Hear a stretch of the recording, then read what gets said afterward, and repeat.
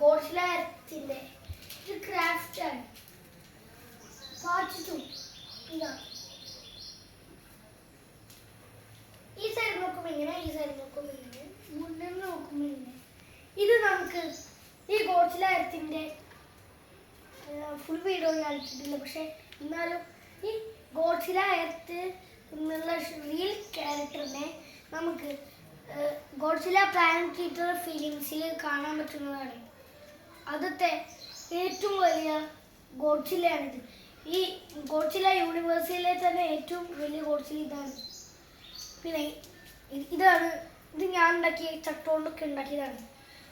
പക്ഷേ ഇതിനെ വാല് ഞാൻ കയറി യൂസ് ചെയ്തു. വാല് ഇങ്ങനെ അടങ്ങും.